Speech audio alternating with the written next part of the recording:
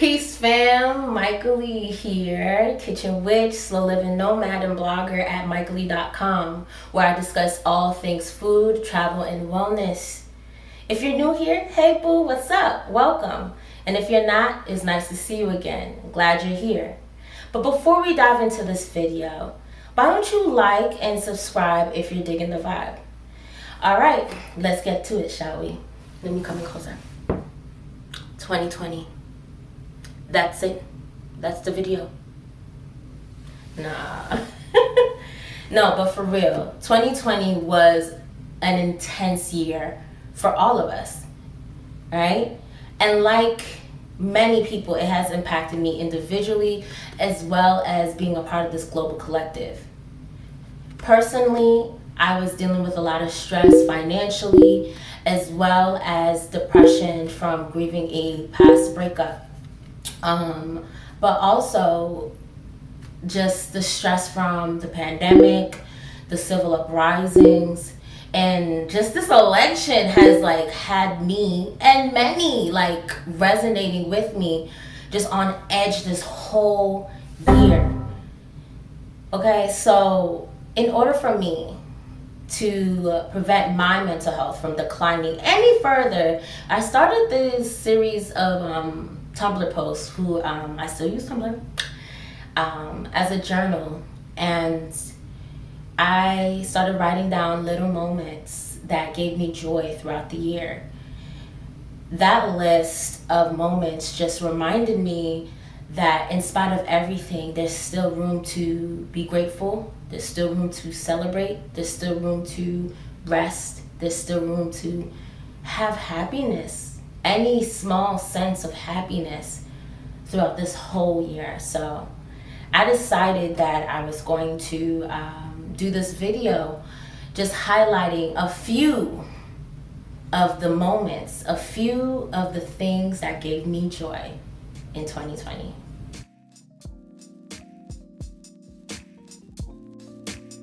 Number one, cooking with my mom. So due to the pandemic, of course, with all the travel bans and restrictions, I was not able to travel to my next destination as of planned. I stayed home all year, and it sounded bad at first, but the thing that really saved me and I enjoyed being home was cooking with my mom. So I was able to learn and relearn our family dishes, as well as hearing stories about her childhood, my childhood, and our culture and our family lineage. It was just iconic. And as much as I am an aspiring chef, right, I really, really want to feed people and feed the world, I am forever honored to be her second in command, sharing dope moments and making amazing recipes with her. So that's number one, cooking with my mom. Number two, affirmations. Affirmations saved me this year.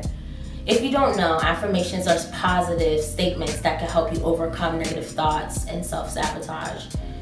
And this year I had to combat so many negative thoughts, especially the feeling of feeling unworthy and not enough.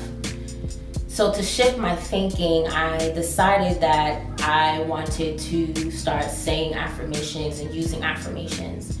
And in fact, I found a really, really, really dope company by called I Am & Co, and their affirmation deck, I Am Everything. It was created by Tanisha Clark, who is a Black woman. It's her business. And I started using them every morning as a part of my routine. And I can see that it has truly enhanced how I think about myself. I no longer feel unworthy, but I feel like I deserve everything. And I damn sure know that I am not enough, but more than enough. And what I can do and who I am is remarkable, right? So I give it up to Tanisha Clark, and I just give it up to Affirmations as a whole. I not only use these cards, but I also just say affirmations, write affirmations down. It's been a lifesaver this year. Number 3 is Binaural Beats. Due to the stress and sadness I experienced, I could not sleep.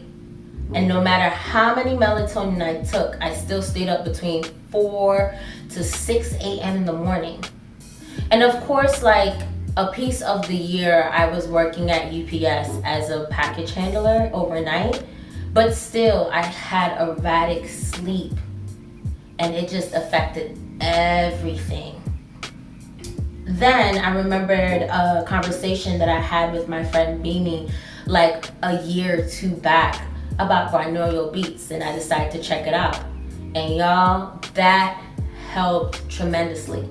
If you don't know what binaural beats are, I got you. Binaural beats are auditory illusions. It's when you hear 2 tones, one in each ear, that are slightly different in frequency. Your brain processes a beat at the difference of the frequencies.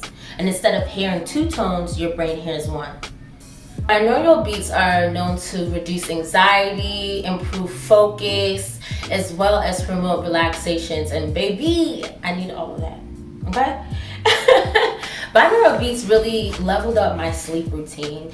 I loved being guided into sleep. A few have some guided meditations, and it just kind of made me mindful about getting ready to go to bed.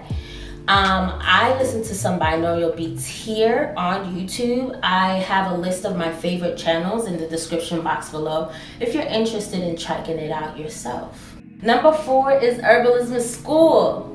Before I decided to take the plunge for grad school, I decided that I wanted to dip my toe in to just getting back to school over again. And the great way I did it was through Herbalism School. I have a friend of mine, hey Chantel, how you doing, girl?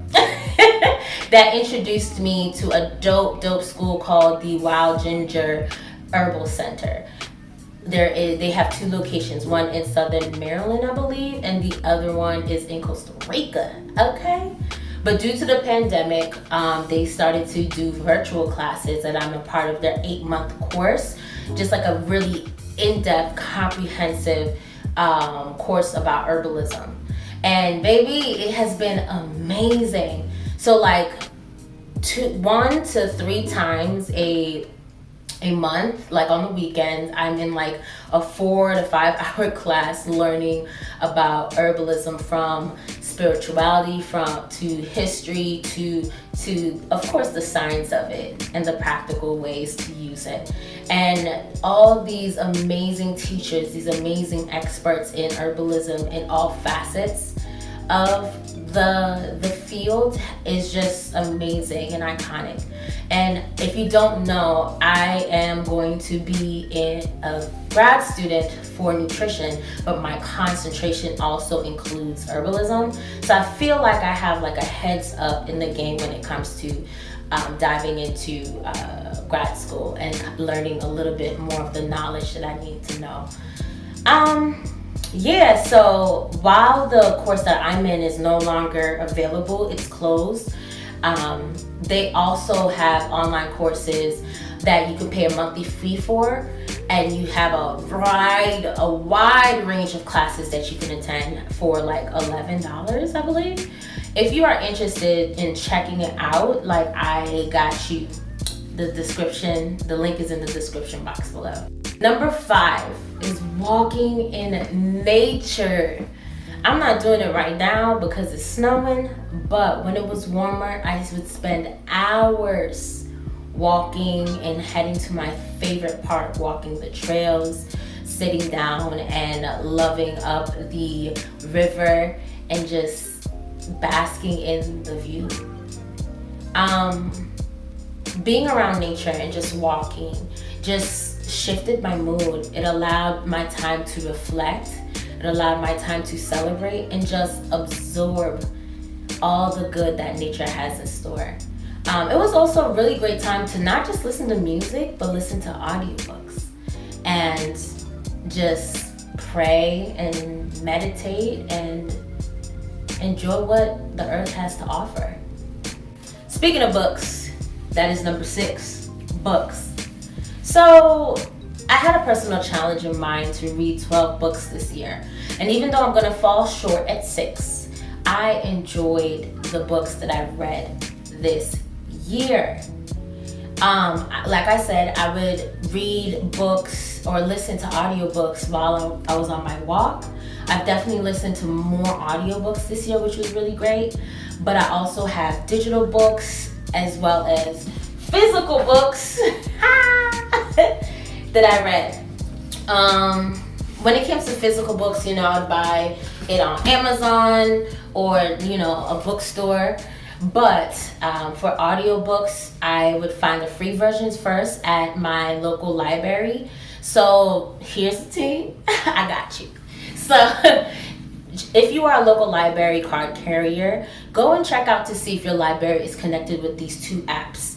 The first app is Libby. So Libby is an app that has ebooks or digital versions of the books that are published and out, as well as audiobooks, and also Hoopla. So Hoopla is the second app.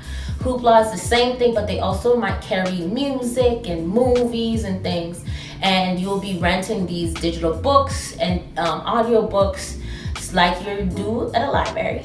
And it has been such a great way to save money as well as to expand your knowledge or entertain yourself during this time. But if I could not find a free version on those 2 apps, or I wanted, if I couldn't find the free version on those 2 apps, I just checked out Audible. This year is my first year using Audible, and it's been iconic so far. So there were certain things that I wasn't able to nab. Books that I wasn't able to get on Libby and on Hoopla, or I was just impatient and I've been on hold on those apps because they are renting like a library. I would just go ahead and buy it on Audible, and I enjoy it. One of my favorite things to do is to actually read a digital book and listen to the audiobook at the same time. I feel like I was able, especially when it comes to nonfiction type books, I feel like I was able to retain the knowledge and the information a lot better when I decided to listen to the audiobook and read it at the same time. So that's my little thing. I just want to share you a few books that I enjoyed this year. So the first book is Vibrate Higher Daily by Layla Delia, all about creating an environment for you to enjoy your life and excel. I really appreciate her words. I love her blog. I love her tweets, and her social media presence has impacted me in a positive way. And of course, the book was just like 10 times better. The next book I really, really, truly love is With the Fire on High by Elizabeth Acevedo. It is an iconic book. It's a fiction book about this young teen mom in Philadelphia who has a passion for food and just her life of navigating motherhood, high school, as well as cooking. My next book is Children of Virtue and Vengeance by Tomi Adeyemi. Oh my God! This came out last year, like the day after my birthday, and I just felt like it was a perfect birthday gift. I love the first book, Children of Blood and Bone. This is the second book in the trilogy series, and it's just a dope Black fantasy world. Definitely African inspired, and it's a wild ride. I invite you to really check that one out. And the last book I want to talk to about is Pleasure Activism by Adrienne Maree Brown. Oh my goodness. Yes, this book is about sex, but it's also about so much more, and how we can invite and enjoy and have a much more pleasurable life in all the aspects of the word. Food, life experience, adventure, relationships, yes, and of course, sex. The interviews, the essays, and just the book as a whole is just expanded. It has expanded my mind of what I think pleasure is and how people experience pleasure in the world. And it has shifted the way I love and the way I live. And lucky number 7, music. What you think it was, love, y'all? If you guys don't know, I'm a singer, okay? And I love music. And 2020 had some amazing music. Dope artists just doing their thing, okay? And it has saved me time and time again this year, okay? So I just want to showcase and celebrate and honor some of the dope music that really saved me this year. Number 1 is Lianne Havas' self-titled album, okay? Got me through. Like I mentioned in the intro, I went through a breakup literally New Year's Eve. And this album felt like it was written and it was laid out as an album where love starts and like relationship ends, and Lianne Havas is trying to find her way through and grieving the relationship and find her way back to herself again. And feeling like I was in the same journey, I really truly resonated with it.